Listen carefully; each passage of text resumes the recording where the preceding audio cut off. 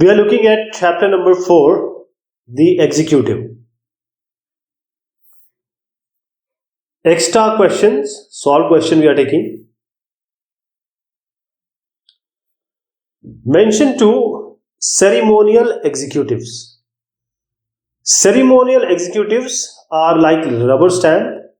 On their name everything is done, but they don't have actual powers. Constitutional monarchy, England we have the Queen. Parliamentary Republic, India, we have the President of India. In which country we find semi-presidential executive? In Sri Lanka, France, Russia. Mention the tenure of the President of India. It's 5 years, but he can resign if he likes before completion of this 5-year term. And the second thing is, the President of India can be removed from his office through an action of impeachment, Maha-Abhiyog, if he does not work according to the Constitution. How is the Vice President elected in India? Vice President is also elected by the member of both Houses of Parliament on the basis of PR system, proportional representation system. How can a Vice President be removed? A Vice President may be removed from his office by the resolution in Rajya Sabha and agreed by the Lok Sabha, but no resolution will be moved for this purpose without a notice of 14 days. Write down any 2 powers of Vice President of India. He is the ex officio chairman of the Rajya Sabha. उपराष्ट्रपति राज्य सभा के सभापति होते हैं. He shall act as an acting president in the event of occurrence of vacancy in the office of president. If the president dies, in case of his removal or resignation before the completion of the term, vice president is going to take place, or he will hold the presidentship until the next president is elected or he is appointed. What do you mean by Council of Ministers, COM? According to the Article 74(1), there will be a Council of Ministers to aid and advise the President of India. Now the President is going to advise Prime Minister, the leader of ruling party, and the number of members of Council of Ministers shall not exceed by any way 15% of the total members of the Lok Sabha, which was determined by the 91st Amendment Act of 2003. This Council of Ministers, say this is Lok Sabha, and one party gets the majority. Now this party, all the members, they elect their PM, or they choose their PM. Now this PM, from these members only, he finds some of them to be holding the ministry, and these are called the Council of Ministers. What is the tenure of governor? A governor is appointed for 5 years, though he can resign earlier, but the president too, if he likes, he can remove from his office. Means the governor can be removed by the action of president, as well as he can extend his tenure also. But the state legislature cannot remove a governor. Governor is the body which is appointed by the central government through the President of India. What do you mean by executive? कार्यपालिका से आप क्या समझते हैं? Executive is an organ of the government to enforce the will of the legislature.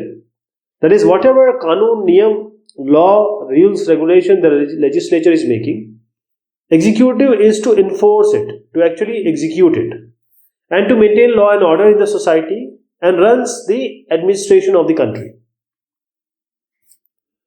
What is plural executive? Plural executive, in this, the authority to direct is exercised not by single authority, but there are a group of person, not a single person, but group of person, and they have co-equal status of authority. For example, Swiss Federal Council.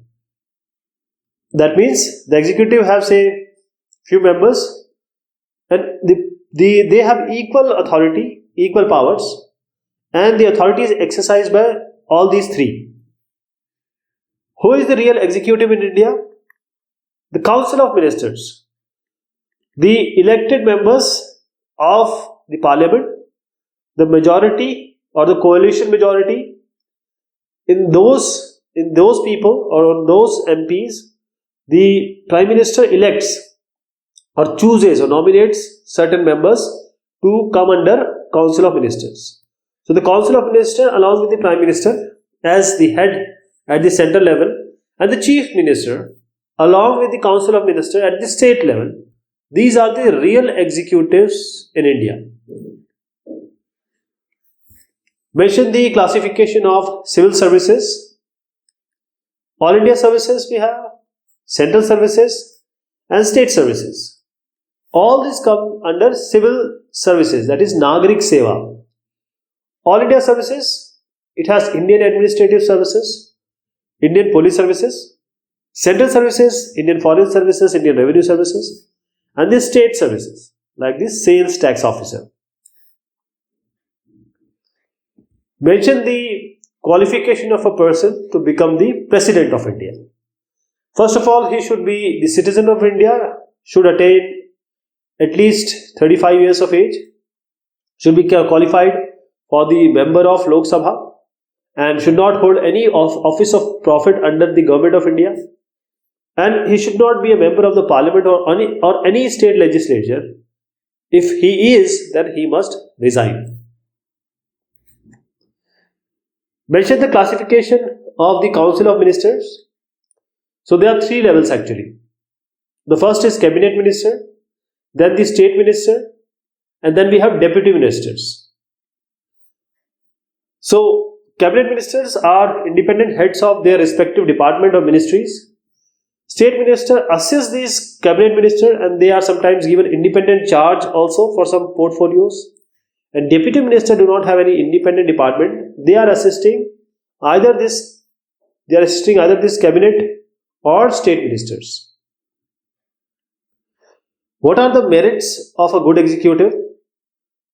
A good executive to maintain law and order in the country and not to let fulfill the evil intentions of anybody, to protect and preserve the national boundaries, to protect the country from external aggression if any, and to avoid financial fluctuations in the country to maintain stability in the economy. What is the relation between the Council of Ministers and Legislative Assembly? So the Chief Minister along with his Council of Ministers is the leader of majority party in the Legislative Assembly. Say we have a state, this is the Legislative Assembly. The MLAs here, there will be MLAs being elected, and the majority party, those MLAs, from these MLAs, the Council of Ministers is being formed because they choose a CM, and now CM will take few of them in the Council of Ministers. All these ministers, they participate in the meetings of the legislature. They discuss different topics and express their opinion on it.